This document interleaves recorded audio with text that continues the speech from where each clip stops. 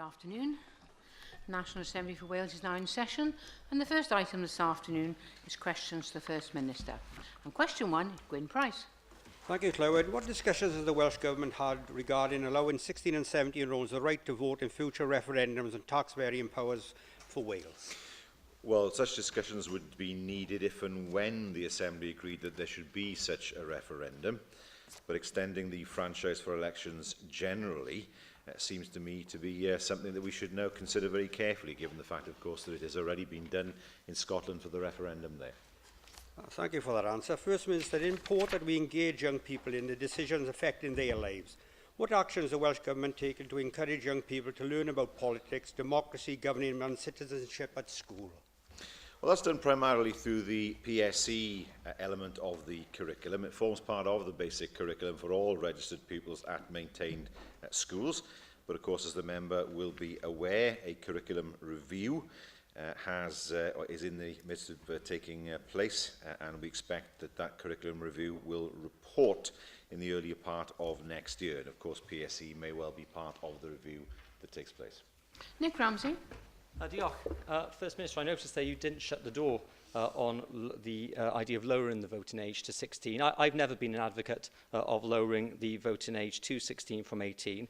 But in the vein of Gwyn Price's question, if you do go any way down that line, you will have to ensure that there is adequate education about the system and that younger people are fully knowledgeable of what is going on. So will you agree that you will not go down the line of supporting voting for 16-year-olds without looking at all other aspects of education and politics in schools? I think there are wider issues. Now that, of course, it's been established that 16-year-olds could vote in one referendum in Scotland, it's logically difficult to say that, therefore, that shouldn't be extended to all elections.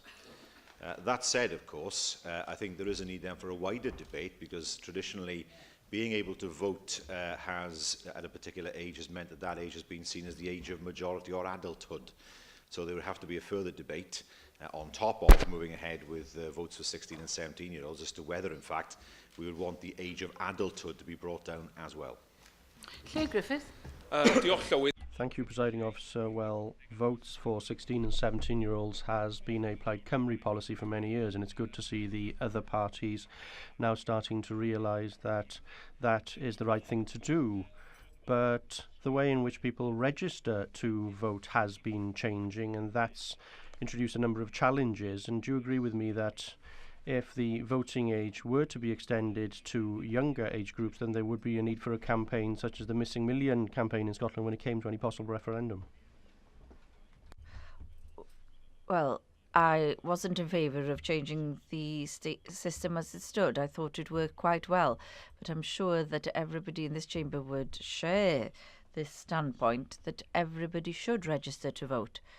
And of course, that will be true not only for 16 and 17-year-olds, but for everyone eligible to vote. And I'm sure that quite a few will fall off the register. And of course, that will then mean that fewer people will have the right to give their opinion in an election. Will the First Minister make a statement on the take-up of MMR vaccinations in Wales? Yes, the take-up has improved. For example, by June of this year, 96.3% of 2-year-olds had received their first dose of the MMR vaccine. All health boards reached the target, and uptake of the second dose by the age of 5 was 92.8%. Can I thank the First Minister for that response? And I, like him, I'm sure, very pleased to see those numbers, because that brings the herd immunity into the system and should stop another measles epidemic, which unfortunately we suffered from in Swansea, and unfortunately somebody died during that. What I would ask is, will the First Minister urge health boards to continue to promote take-up so we can keep at that level of above 95%, which is so important? Yes, the NHS delivery framework does include the need to ensure that 95% of children are fully immunised for all routine vaccinations, not just for MMR by the age of 4. And of course, we continue to work with Public Health Wales and the health boards to meet our programme for government commitment to eradicate the health problems caused by MMR, by the 3 MMR viruses, by, of course, increasing uptake further of the vaccination itself. Darren Miller.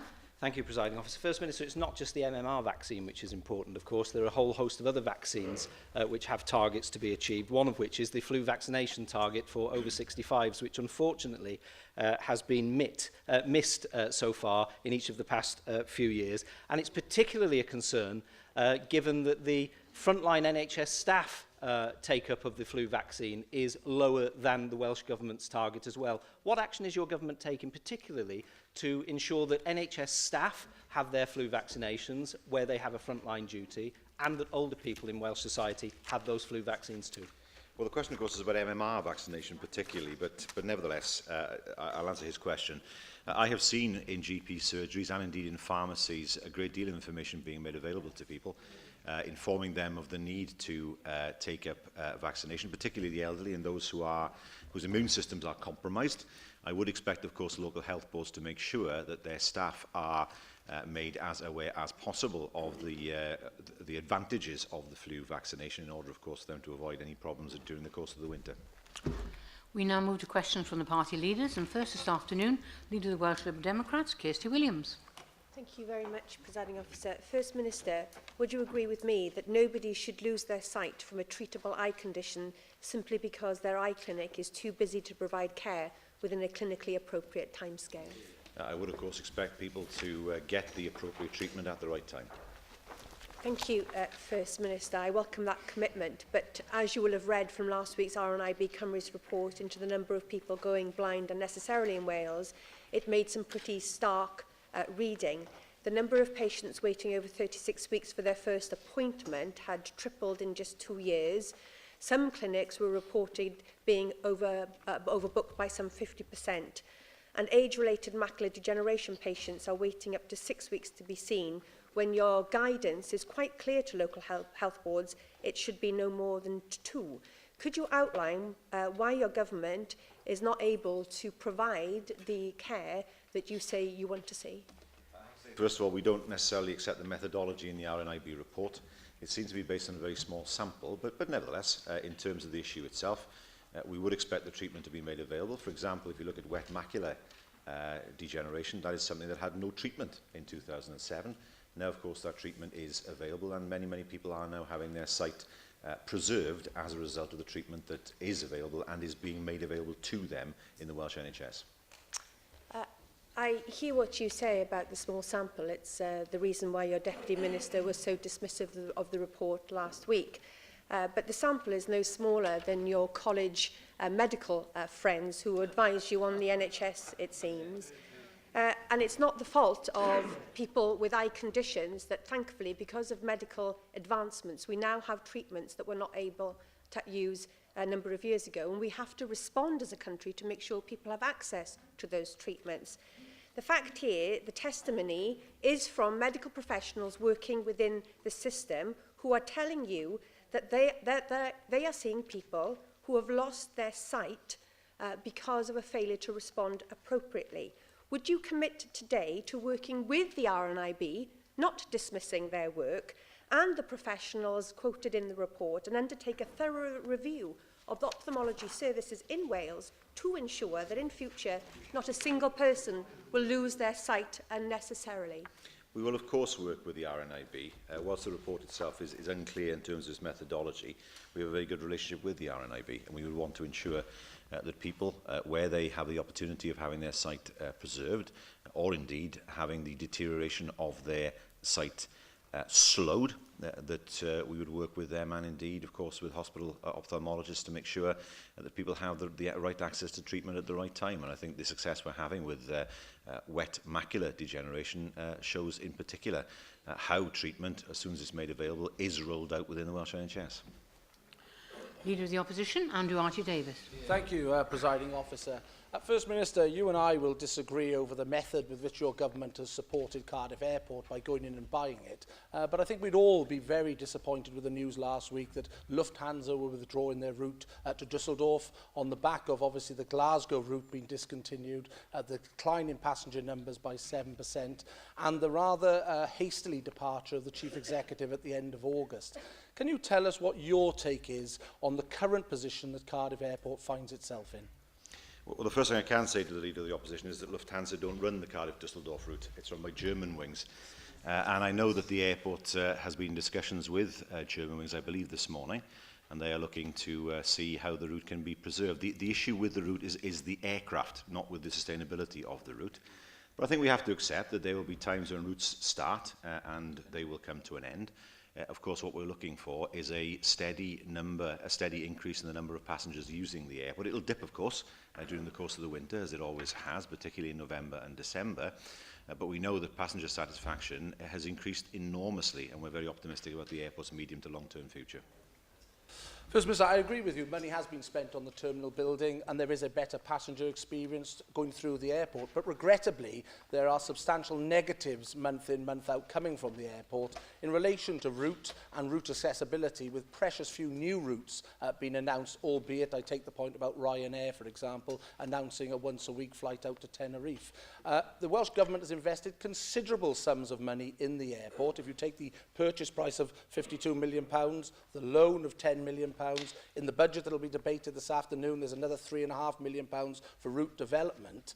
As the only shareholder of that airport, where can you expect us to be looking at the future for Cardiff Airport in 12 months' time? A greater number of passengers, a larger diversification of routes, or what? Both. A larger number of passengers. The airport will not lose money this year, as it did in the previous financial year, and that is a start. I think the strength of the airport lies in particular in long-haul flights. Bristol Airport has been very successful in short-haul flights and in business flights, and it will be very difficult to take Bristol on, if I can put it that way, in that regard. However, we do have great advantages over Bristol in terms of long-haul flights, in terms of the length of the runway, in terms of the 24-hour operation that we have, also in terms of the ability to widen the runway to take a fully laden A380. So that's where the advantages will come for us in the future. And I think it's fair to say that I should repeat what I've said before, that whilst we are at the moment the only shareholder in the airport, that does not mean that we would not want to introduce private investment in the future, and that is something that we will continue to have discussions about with potential investors. First Minister, 12 months ago we came forward with our own blueprint for the airport, because obviously, in fairness, I always think from opposition, if you are prepared to criticise, you have to offer an alternative. And everyone who read the blueprint that we put forward said that it was a sensible business plan for taking Cardiff Airport forward.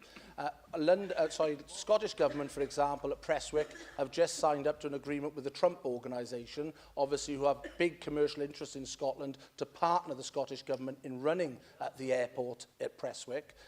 Is it the intention now that in the next 12 months we will see the transatlantic routes that have been talked of at great length out of Cardiff Airport, and we will see other investors investing in Cardiff Airport, because it's nearly 2 years and since the Welsh Government purchased that airport? Or will it be your intention to be the sole shareholder of the airport? No, is the answer to that. We would not want to be in a position where we lost control of the airport. And I have to say to the Leader of the Opposition, we did not actively seek the purchase of the airport. It was offered to us somewhat out of the blue, and it was made clear to us that it was being offered to us and it would not be sold to another private company. And so the opportunity was there for us, and a decision had to be taken quickly. However, what we want to see is for private investors to come in to the airport, for them to buy shares in the airport. We want to work with private investors in that way, and there is interest there at the moment in terms of forming a public-private partnership with a view to developing the airport in the future. With the transatlantic routes, I caution against that being a holy grail. New York, for example, is a difficult route to run, because, of course, New York doesn't have a hub airport in the same way as Dubai is a hub airport, for example, or Singapore is a hub airport. New York has at least three different airports that airlines will fly into. So we have to be careful in terms of routes that we would seek to support, and to ensure, of course, that where we look to support international routes long haul, that they are to hub airports to attract more passengers who want to travel beyond the hub. We now move to Leader of Plaid Cymru, Leanne Wood. Diolch, Llywydd. Last week, I asked you, First Minister, if you supported parity with Scotland in terms of finance for Wales, and if you do, would you be seeking to secure a commitment in Labour's 2015 election manifesto to provide an additional £1.2 billion to Wales? You didn't answer that question on Question Time on Thursday. Would you like to answer it now? Well, I don't know where £1.2 billion comes from. What we do know is that there's all-party agreement that the Holtham Commission identified £300 million, and that is what we say is the shortfall. I expect that shortfall to be addressed. I expect my party to address that shortfall. But as I said to the Leader of Plaid Cymru, there is a contradiction, is there not? We're saying on the one hand that Wales is owed £1.2 billion, and on the other saying that Wales should be independent and therefore get no money at all from Westminster. First Minister, £1.2 billion would provide to Wales the same level per head funding as they get in Scotland. It's what parity with Scotland actually means. Now, on the 14th of September, you said, and I quote, "What is on offer to Scotland should be offered to Wales. There is no reason why Wales should be treated separately to Scotland." Now, I agree. There is no reason why Wales should be treated separately to Scotland. So if financial parity doesn't mean an extra £1.2 billion, and that's an extra £1.2 billion for investment in public services and our economy, then what exactly does equality with Scotland mean, First Minister? As the Holtham Commission identified, and as your party accepted, it is to the tune of £300 million per year. I don't know where the £1.2 billion a year figure comes from. I've not seen the figures that back that up. And bear in mind as well, of course, is that Scotland has more devolved responsibilities than Wales. It is inevitable then that Scotland will get more money because Scotland has criminal justice functions, for example. What is important is that Wales receives the right level of funding per head. And we know that Holtham's work showed that that level of funding per head amounts to some £300 million. Unless she can provide the figures that show that Holtham is wrong and that her party is right, then clearly we're never going to get to a position where we can discuss this. First Minister, it's per head funding that I'm talking about. Whose side are you on with this? It doesn't sound like you've given any thought at all as to what parity with Scotland actually means. Now, you failed to secure fair funding.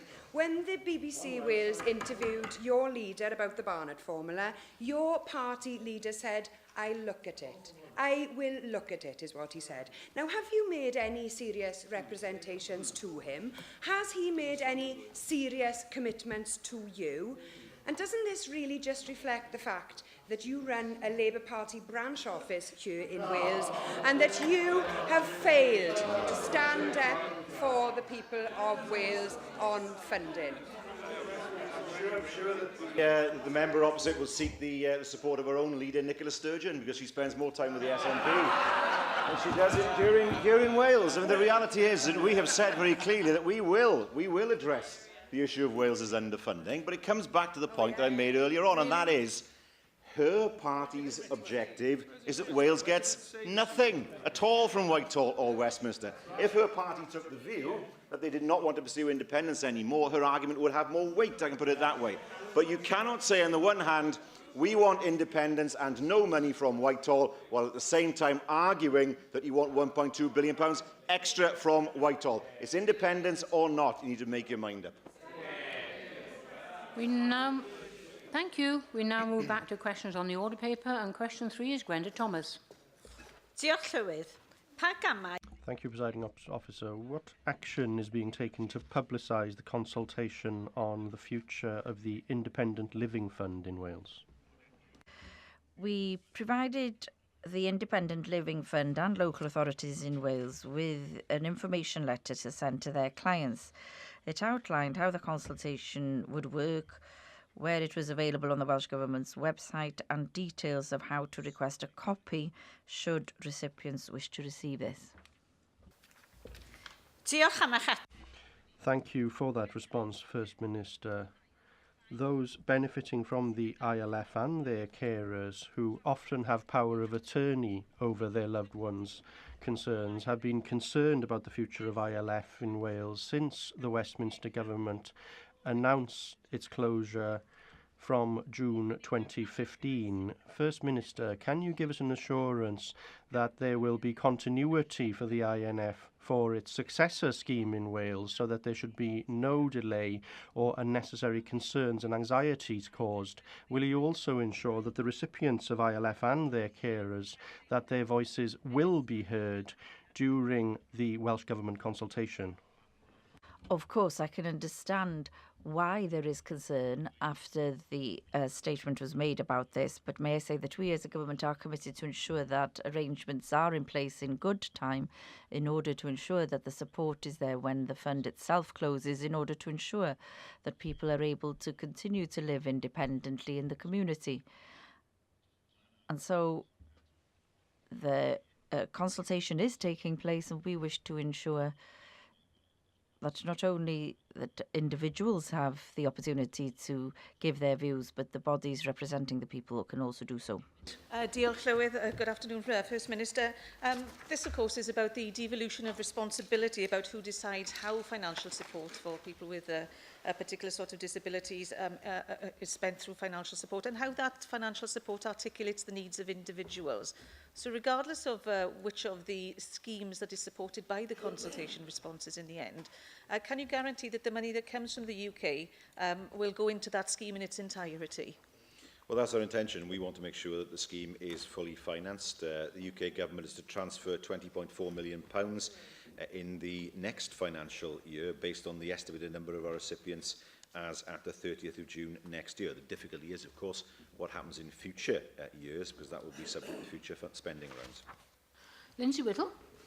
Minister, on October the 14th in this chamber, you rightly complained that the UK government devolves welfare issues, such as the Independent Living Fund, but without serious consideration of budget allocations. You've mentioned 20.4 million, but we're unclear of what's going to happen in the future. Can you tell us, therefore, if you or any of your officials have had any meetings with UK ministers on this issue to fight the corner for Wales, please? Well, this is something, of course, that was thrown at us. We didn't ask for it. And therefore, this is something the UK government decided to transfer. With council tax benefits, of course, they skimmed money off the top before giving it to us. Our view is that this is not something we would have sought as a government. Nevertheless, we have a duty, and we want to ensure we hold ourselves to this duty to make sure that people in Wales are not frightened by the announcement that has been made, and we intend to make sure that as best we can, that the new arrangements are fully funded. Alan Roberts. Thank you, Presiding Officer. First Minister, this scheme has been closed since 2007 to all intents and purposes to new applicants. I understand that you're consulting on this, and there is a decision to be taken as to whether it'll be Welsh Government or local authorities that will actually operate the scheme, as in England. But at the moment, the business case is restricted to those within the scheme, already within the scheme. So what are you doing to consider those that have been excluded from the scheme since 2007? Well, we have to ensure, of course, that there is sufficient funding available to support those people who have been supported to date. It's very difficult, bearing in mind the amount transferred to us as a government, to see how we can expand the scheme itself unless there is further funding made available from Whitehall, and that isn't the case at present. Question 4, Rena Bioworth. Thank you, Presiding Officer. Will the First Minister make a statement on the future of free school breakfasts? Well, under the provisions of the School Standards and Organisation Wales Act 2013, local authorities are required to provide free breakfast on each school day for pupils at primary school that the authority maintains, and the funding has been given to them through the Revenue Support Grant. Thank you very much. The First Minister and myself are agreed on the value of ensuring that not a single child in Wales starts their working day in school with an empty stomach. But as this responsibility becomes statutory, the Welsh Government actually withdrew from the council the direct grant provided to them to pay for this service, which in the case of Anglesey is some £400,000 per annum. Will the First Minister therefore acknowledge that the outcome of that decision and the timing of that decision was to ensure that the greatest possible strain was placed on local authority budgets at a time when budgets are already reducing and putting further services at risk which are already under risk? That funding wasn't withdrawn, it was actually transferred into the revenue grant as they had asked. That's what they'd asked for, that there were fewer individual grants available and that funding should go into the revenue grant, and that's what's happened. And so the funding still exists there for the local authorities, and of course we must ensure that if they don't ensure that there are breakfasts for children, they have to explain it. Thank you, Presiding Officer. First Minister, I'm pleased that we did introduce free school breakfast for the reasons that Rhina Piorwas had just said, that no child should go to school and not be able to start their working day feeling hungry. I also wanted to talk about the nutrition of that breakfast and, and tie that into healthy eating, and whether the Estin have been able to report to you that it is having an effect on the way in which educational attainment for pupils is rising. And the other one is, it just bears my point that you mentioned that the grant had been rolled to RSG. Isn't it time we started to hypothecate such grants? Well, of course, if local authorities do not fulfil the requirements of the legislation, we will have to take a view on that with regard to the way that money is distributed through the grant. I can say, however, that through the Healthy Eating in Schools Wales measure of 2009, which came into force in September of last year, Estin will report for the first time on arrangements schools have made to implement the measure in their 2013 to 14 annual report, which is due to be published in the new year. That will be the first time, of course, when the contents of that report will be made available. Angela Burns. Thank you, Presiding Officer. First Minister, picking up on Rhina Piorwas' points about how tight councils are now finding themselves for funding, will this government look at enabling the local county councils to charge those who can afford it for free school breakfast? It is an initiative which I heartily support, but I send my child to breakfast every single day because it enables my husband and myself to work. It's a great economic benefit. It enables a cheap childcare, and it has a substantial benefit to the economy. But when these councils are struggling so hard to find funding, if those who can afford to pay, and those who cannot afford to pay are protected and given the food that they need, then surely everybody will win. Can I welcome the member back to the chamber, first of all? I know she's been away for some time, and it's always good to see a member return after some months, and I do welcome her back. In terms of the question itself, we do, of course, provide the funding for local authorities for them to implement, to provide rather free school breakfast. If we were to start charging, there are two consequences. First of all, it would cut across a manifesto commitment that we made. And secondly, it would mean that local councils would have even less money, because if they start charging, we would have to recoup the money that they earn through charges back through the revenue support grant. So from their point of view, there'd be no better off. Now, we prefer a system where we provide free school breakfasts for all, where there is no stigma attached to those who receive free school breakfast, and of course to make sure that children have the opportunity of a good meal at the start of the day, in order that they are able to be in a position where they can learn better throughout the day. Aled Roberts. First Minister, I accept that this is one of your manifesto commitments, but the most recent information shows that only 22% of the children actually accept the offer of a free breakfast by now. So are you willing to look to see whether it's possible to look at the policy in England as regards free school meals at lunchtime, to see whether that would improve children's attainment, or despite the fact that you are actually working on a manifesto pledge?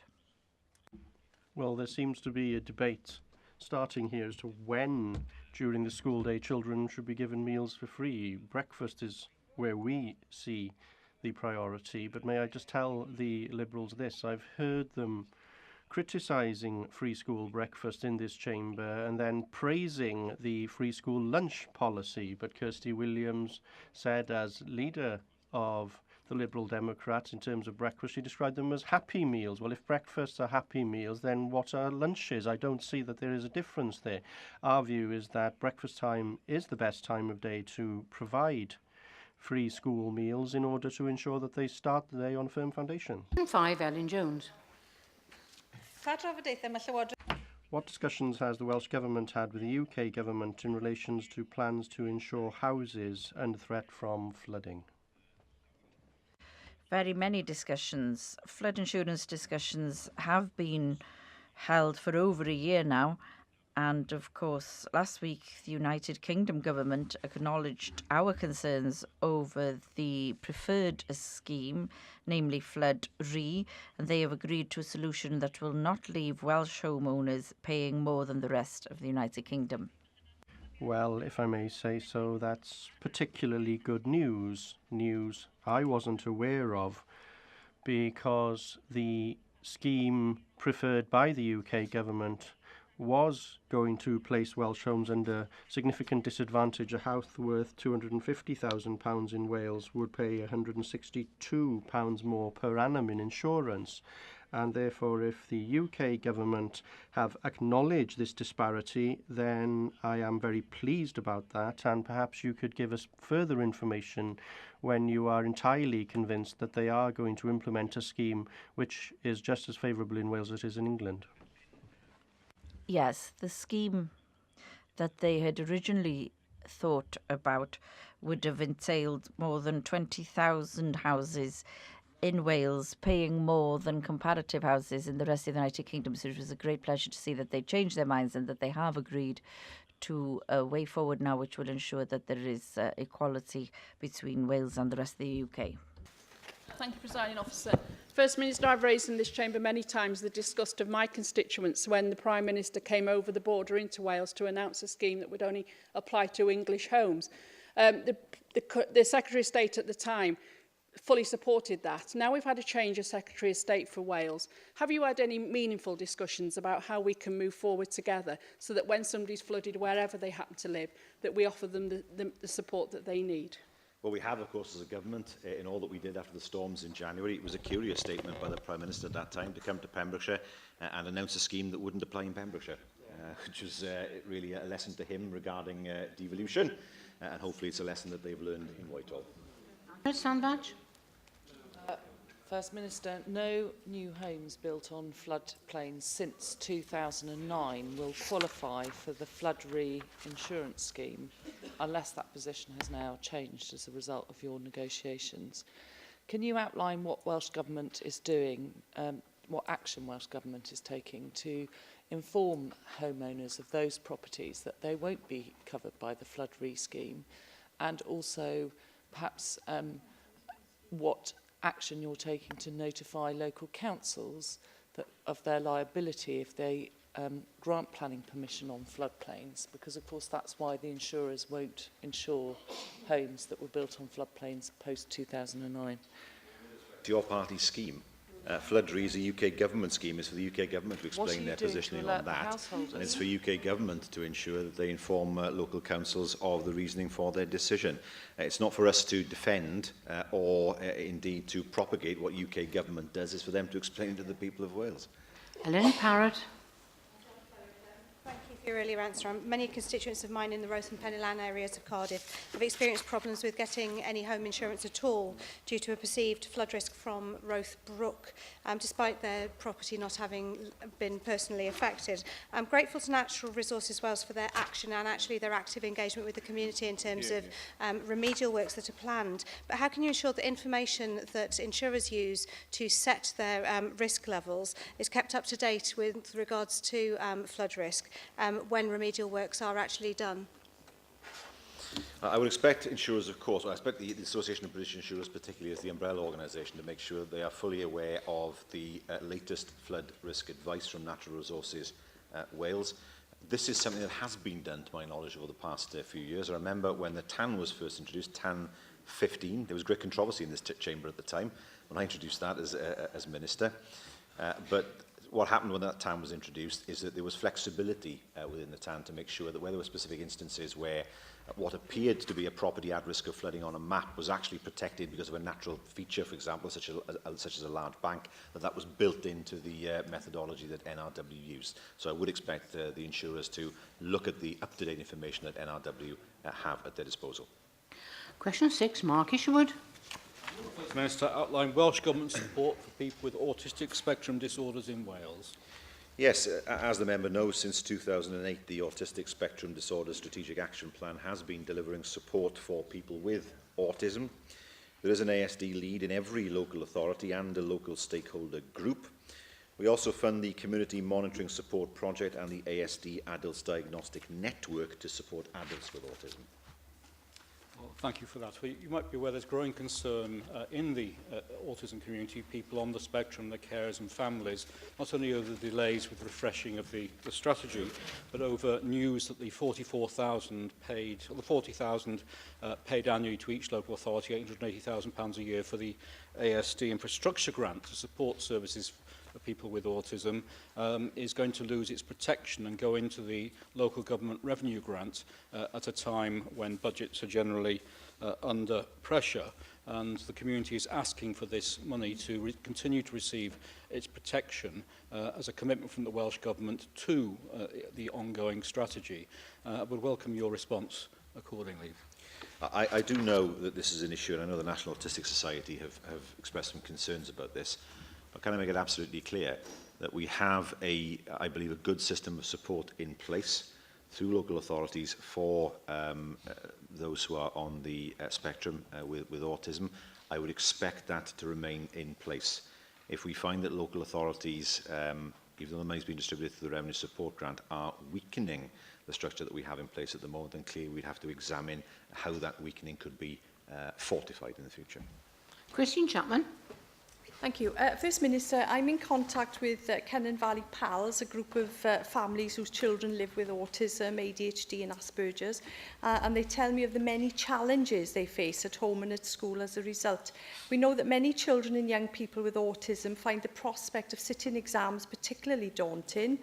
This may be attributed to the school environment or the fact that they've missed out on lessons as a result of their condition. We know that they need regular movement breaks to help keep their concentration.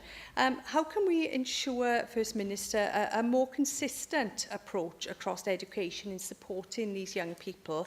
And would you agree that it's important to get it right when they're young to ensure that their futures are not blighted as a result?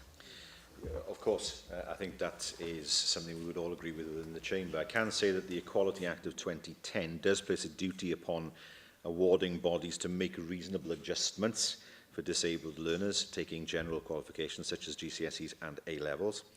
In terms of what is devolved for literacy and numeracy tests, we give guidance to schools on access arrangements for pupils for additional learning needs, including suggestions about how tests might be delivered. And that includes autism within the guidance and other learning difficulties which affect concentration. So there is guidance in place, building on, of course, what is already there in the Equality Act.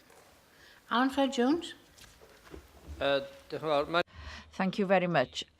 A number of cases have come to my attention in the constituency, brought to my attention by parents who say that the schools refuse or are unable to diagnose conditions in this field, and a number of parents have to go privately in order to secure a diagnosis before schools are willing to recognise, and even before they talk about responding with the appropriate programmes. So what guidance do you as a government give to local authorities to ensure that children are identified with this condition and then that the response is appropriate? Well, we would expect them to be able to identify these children. I don't understand why they'd have to go privately for a diagnosis, but every local authority is duty-bound to ensure that they do provide the services needed by children with special educational needs and autistic children. So if there is any example where that isn't the case, I'm sure the Minister will want to hear about it. Thank you, Presiding Officer. First Minister, you'll be aware of the case of Claire Dyer, who lives in my region. And one of the issues that have arisen as a result of her particular circumstances is it's become evident that there are no low or medium secure inpatient specialist autism services in South Wales and very little in the way of non-secure hospital provision. And whilst that position also applies in parts of England, England does have the benefit of specialist autism community services and support which does not exist in Wales at the moment, so far as I'm aware. And in addition, there is no consultant specialising in autism located in South Wales. Can I ask you what the Welsh Government is doing to try to address that situation? I'll ask the Minister to write to you on that. I can say, though, I understand that Claire was discharged from where she had previously been and is now at the family home in Swansea. Ministers clearly can't intervene in an individual patient's care, I beg your pardon. I understand that it was a decision of the team caring for her that led to her being placed where she was placed. I don't go into any more detail in fairness to her, but perhaps if the Minister could write to you with the details, with the issues that you have raised, and to answer you with more detail. Question 7, Lynn Eagle. What assessment has the First Minister made of the Older People's Commissioner's report into standards within care homes in Wales? Well, the report is a detailed review of the quality of life in residential care. There are some examples of excellent care throughout the report. There are 43 recommendations, however, in the report, and they are largely in line with the Welsh Government's existing plans to implement them. Thank you, First Minister, and I'm sure you'll agree that this is a landmark report that raises some really fundamental questions, not just in relation to standards within Welsh care homes, but more widely in terms of the way in which we as a society support and care for people in their old age. It's clear to me that a step change is required if we are to confront the issues that have been highlighted, and making progress will require concerted effort across the Welsh Government. Working with the Health Minister, will you commit to playing a leading role in that process so that this report represents a line in the sand, and so that we can begin to address these long-standing issues that are so detrimental to the quality of life of older people living in residential care? Absolutely, and there are two issues that I can point to in terms of us moving forward. Work is already underway in relation to a number of recommendations within the document, and a care home task and finish group, as I mentioned in the Chamber last week, is already in effect. That was established in July. Its role is to ensure effective oversight and coordination of action to ensure the quality and sustainability of care in the sector. On top of that, of course, we have the white paper, which sets out our proposals to strengthen the regulation and inspection of social services, and many of the recommendations that were in the report are contained within the reforms that we propose to introduce through the draft bill that will be put before the Assembly in February. Finn Saunders. So the number of care homes in Wales failing now to provide for more than the most basic of older people's needs, and the total disregard for their personal identity and individuality, made reading Sarah Rashira's report incredibly alarming. First Minister, do you agree with the Older People's Commissioner that the findings of this report show that too many of today's care home residents are now sadly becoming institutionalised? And what assurances will you give that the findings in this report will be acted upon, and that the excellent work by the Older People's Commissioner will go forward and actually influence future policy and legislation in order to protect our most vulnerable and certainly our older people in society? Well, I would argue that's already in effect with the task and finish group and, of course, the white paper, when there will be an opportunity for members to strengthen the regulatory and inspection regime so as to make sure that there is greater consistency in the sector. Bethany Jenkins. First Minister, I would agree with the comments that the two Assembly members have made already this afternoon, as well as the Commissioner, who has said that the important thing in all of this is to understand how older people can understand that their rights will improve, and we want you to actually demonstrate how that's going to happen, particularly in the aspect of self-financing. We see from the report that very many people who have been self-funded are fearful about bringing problems forward because they don't get the support from their local authority, for example, or perhaps they can't get themselves out of the situation that they found themselves in, and that was the thing that came through very clearly in the report, First Minister.